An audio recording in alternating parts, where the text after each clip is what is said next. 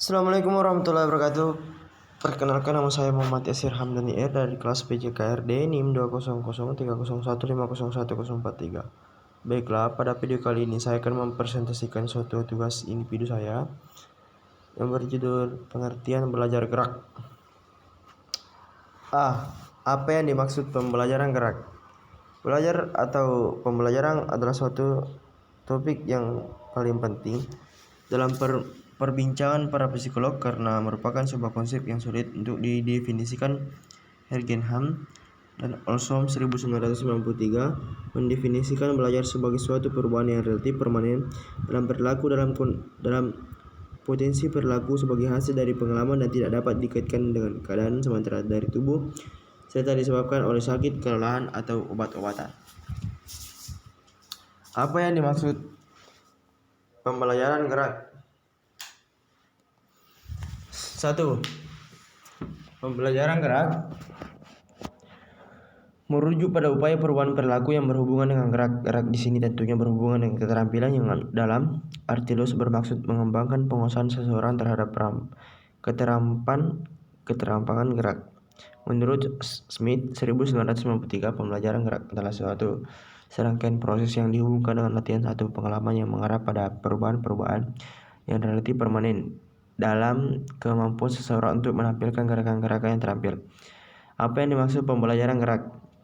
Secara umum, di definisi yang diajukan Smith mengandung 3 aspek penting sebagai berikut.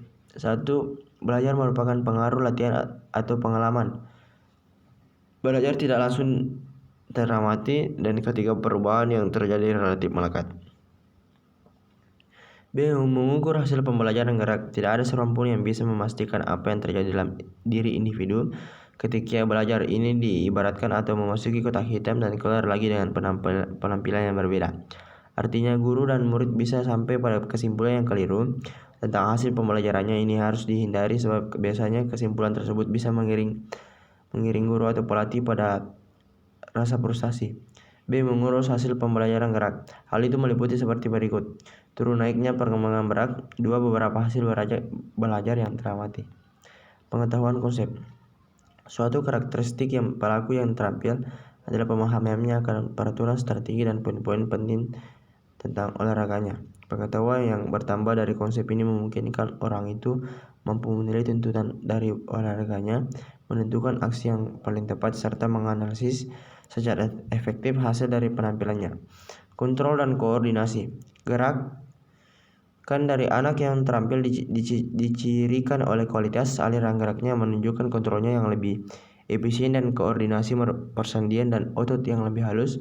Dalam satu studi Southard dan Higgins 1987, dalam Smith menguji perubahan dalam pola koordinasi dari ayunan belakang pukulan forehand. Awalnya polanya dicirikan oleh kecepatan lengan di bawah dan lengan atas yang sama oleh berbandingnya sudut sendi pada siku dan pergelangan tangan. Otot yang digunakan. Studi atau EMG telah menunjukkan secara khusus bahwa anak awalnya menunjukkan pola aktivitas yang dicirikan oleh kontraksi simultan antara otot agonis yang menghasilkan gerak dan otot antagonis yang melawan aksi yang disebut CO kontraksi. Dan latihan pola tersebut bergeser pada kontraksi yang berurutan dan agonis dan antagonis kontraksi pada waktu yang tepat dan diperlukan secara berturut efisien gerakan. Ketika kontrol, koordinasi, dan pola aktivitas otot menjadi lebih efisien, jumlah energi yang dibutuhkan untuk melakukan gerak pun semakin berkurang. Barangkali ini salah satu alasan mengapa penampilan yang sudah terkuasai dengan baik dapat menghasilkan aksi efektif untuk periode waktu yang lebih lama. Perhatian. Karakteristik penting lain dari penampilan yang terampil adalah penguasaan perhatiannya.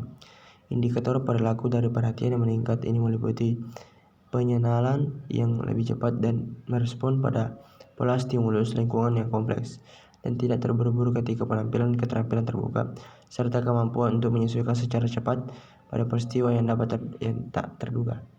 Mendeteksi kesalahan dan memperbaikinya. Ketika anak semakin menjadi mahir dan menghasilkan gerakan, mereka juga menjadi lebih mahir dalam mengenali dan mengkoreksi kesalahan-kesalahan yang terjadi.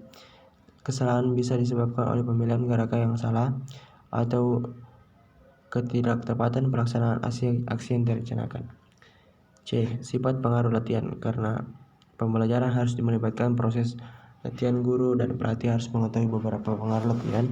Pengaruh latihan dikelompokkan menjadi dua macam, yaitu A. Pengaruh latihan yang menetap, B. Pengaruh latihan yang bersifat sementara.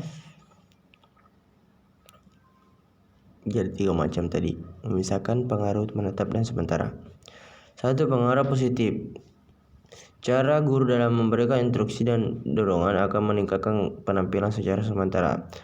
Ini disebabkan adanya pengaruh yang memotivasi, memberikan tenaga lambahan yang timbul dari cara guru berbicara. Ketika guru memberikan dorongan informasi tentang kemajuan, ditangkap anak sebagai rangsangan tambahan. 2. Pengaruh negatif. Kondisi latihan bisa menyebabkan anak mengalami perubahan penampilan yang bersifat negatif sehingga prestasi menjadi menurun. Kelelahan adalah salah satu contohnya. Ketika anak merasa lelah, tingkat penampilannya pasti akan menurun. Karena itu, pembelajaran istirahat di antara kegiatan latihan akan menghindari kelelahan yang mengganggu. Memisahkan pengaruh menetap dan sementara.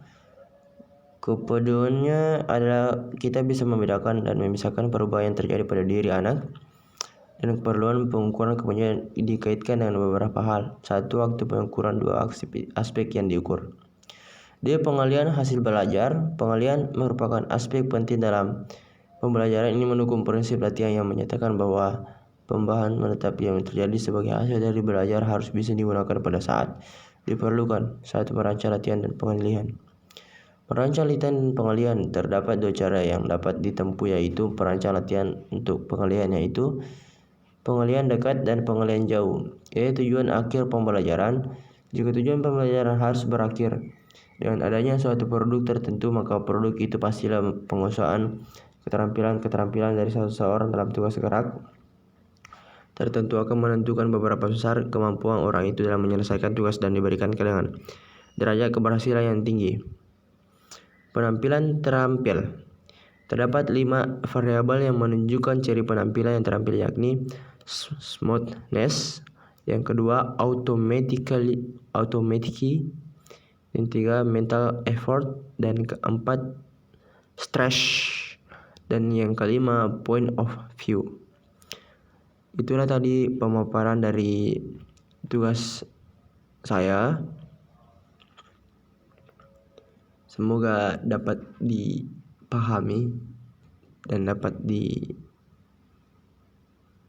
diterima dengan baik. Sekian dan terima kasih. Wassalamualaikum warahmatullahi wabarakatuh. Salam olahraga.